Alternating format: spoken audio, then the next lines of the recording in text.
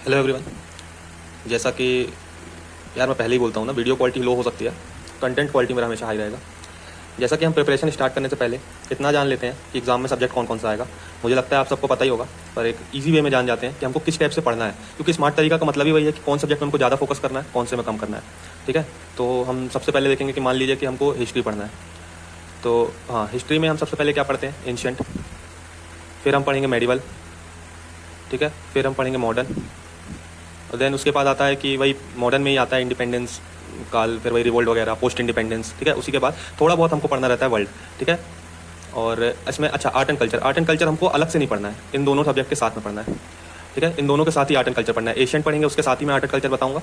Medieval पढ़ेंगे, उसके साथ ही बताऊंगा। मॉडर्न का आर्ट एंड कल्चर का उतना रोल नहीं रहता है, बेसिकली कुछ बनता है तो करंट अफेयर में वो कवर होता है, पर इसका ज़्यादा रोल रहेगा, उतना यहाँ इसमें नहीं रहेगा। मॉडर्न खुद में ही एक वास्ट सब्जेक्ट रहता है, तो इसमें आर्ट एंड कल्चर का स्कोप उतना नहीं रहता। वर्ल्ड में बहुत मिनिमम पढ़ना है, मेन से स्पेसिफिक पढ़ना है हमको, प्री में कुछ कभी काम भी नहीं आएगा। अच्छा, पहले तो ये है कि 3 स्टेज होते हैं, प्री, मेंस, इंटरव्यू। अच्छा, ये तो आप लोगों को पता होगा। इसके बाद हम हिस्ट्री के बाद देखेंगे ज्योग्राफी।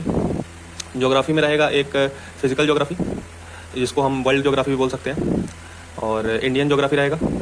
इंडियन के साथ ही ह्यूमन ज्योग्राफी रहेगा। ये भी मेन से स्पेसिफिक रहता है, प्री में उतना नहीं, पर मेंस में रहेगा। प्री के लिए ये और ये रहेंगे। उसके बाद आएगा इकोनॉमिक्स। इकोनॉमिक्स के बाद आएगा इन्वायरमेंट।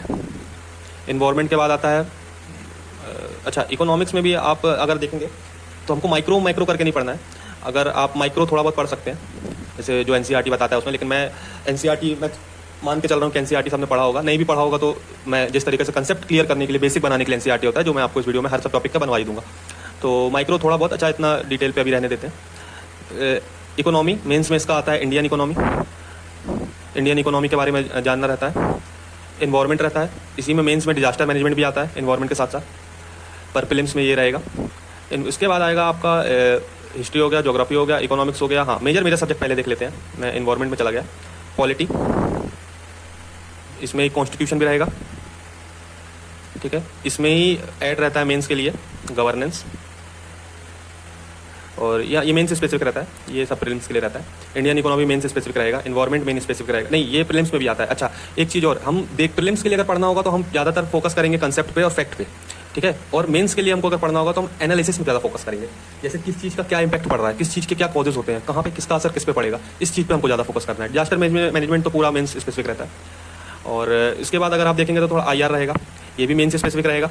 ठीक है, थोड़े बहुत क्वेश्चन आते हैं जो उसके बेसिक रहते हैं, वो आते हैं उसमें प्री में आ जाते हैं, पर ज़्यादातर ये रहेगा मेन से स्पेसिफिक रहेगा। और अच्छा, अब ये जो थोड़ा हौच पौच हो गया है, मैंने जो भसड़ मचा दिया है, इसको एक अच्छी जगह में लिख लेते हैं ताकि लोगों को समझ में आ जाए। हिस्ट्री में ancient, medieval, art and culture और मॉडर्न। ठीक है, दूसरा रहेगा ज्योग्राफी में रहेगा इंडियन प्लस वर्ल्ड। ह्यूमन रहेगा, चलो मेंस का अलग देखो। फिर इकोनॉमिक्स, उसके बाद रहेगा पॉलिटी के बाद रहेगा आपका इन्वायरमेंट। हाँ, फिर एक रहेगा साइंस एंड टेक।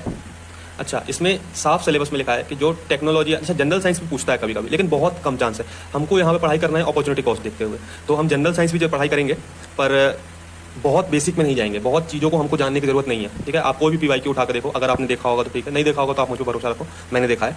उतने नहीं पूछता है जितने लोग इसको पढ़ा देते हैं, जितने फाउंडेशन कोचिंग पढ़ाते हैं। तो इस पर हमको ज़्यादा फोकस नहीं रखना है। अगर आप साइंस बैकग्राउंड से हो तो आपको बिल्कुल जरूरत नहीं है।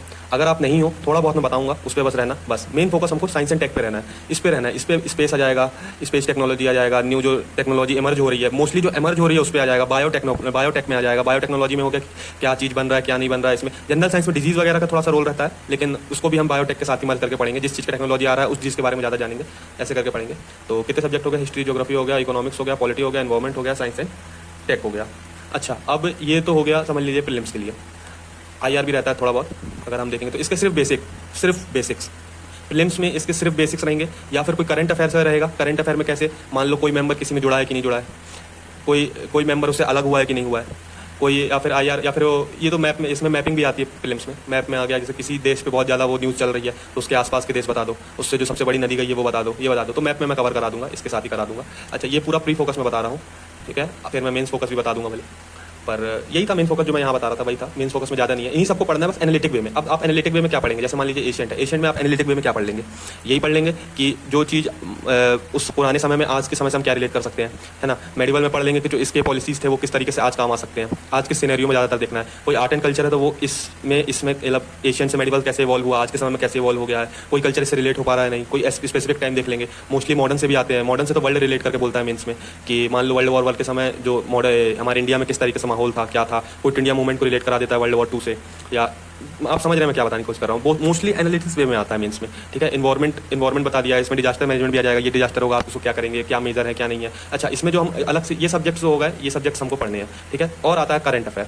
करंट अफेयर मैं इसमें कवर नहीं कराऊंगा, उसके लिए आप या तो मैं न्यूज़पेपर फॉलो करने को रिकमेंड नहीं करूँगा। मैं ये कहूँगा कि आप कंपाइलेशन देखें, बहुत आप या तो ये देखें कि एक छोटा डेली वीडियो पकड़ ले जिससे आपको हल्का नॉलेज रहे, या खुद भी अगर कोई जैसे मान लीजिए एडिटोरियल आप रीड करते हैं तो वो भी बढ़िया है। रीडिंग जितना करेंगे मेंस में आपको राइटिंग में उतनी प्रैक्टिस मिलेगी। मान लीजिए जिसको लिखते नहीं आता है, चालू नहीं है, तो वो पढ़ के एडिटोरियल पढ़ के अपने तरीके से टेम्पलेट्स बना सकता है, कैसे चीज़ों को स्टार्ट करना है, कौन से टॉपिक में कैसे बात करनी है, वो सब उसको तरीका मिल सकता है। बाकी अगर आपको डेली नॉलेज चाहिए तो डेली के जो वीडियो आते हैं, जो यूट्यूब में लोग मेहनत किए रहते हैं, जो हिंदू, इंडियन एक्सप्रेस, PIB और दुनिया भर की जगह से एक जगह कंपाइल करके लाए होते हैं ऑथेंटिक साइट से, जिसका आपको समझ में आए, उसकी एक वीडियो हमेशा फॉलो करना है। लास्ट में जो मंथली कंपाइलेशन आता है, एक दिन निकाल के पूरे मंथ में उसको पढ़ लेना है। उसके भी बाद जब प्रीलिम्स आने लगेगा तो हर सब्जेक्ट के यूट्यूब में मैराथन वीडियो डलते हैं करंट अफेयर के, उसको देखना है हमको।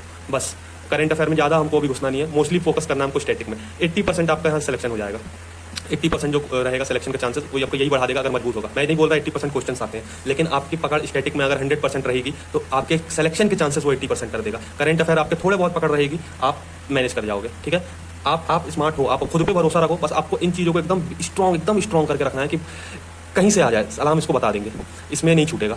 2-3 क्वेश्चन छोड़ने के लिए होते हैं, उसको आप बहुत लोग बोलते हैं art of letting go. Art ward नहीं होता भाई, नहीं बनेगा तुम छोड़ दोगे, ठीक है। इसमें कोई आर्ट का कोई सेंस नहीं है, बेसिक है, सब साफ है। अच्छा, इन सब्जेक्ट को हमको तैयार करना है। अब अगली वीडियो जो आएगी एक एक टॉपिक उठाता जाऊंगा, एक एक सब्जेक्ट उठाता जाऊंगा, समझाता जाऊंगा। हाँ, फिर से वही बोल रहा हूँ जो स्टार्टिंग में बोला था, वीडियो क्वालिटी लो हो सकती है, कंटेंट क्वालिटी में लो नहीं होने दूंगा। भरोसा रखना, देखते जाना, साथ चलते जाना, मिलकर क्लियर करेंगे।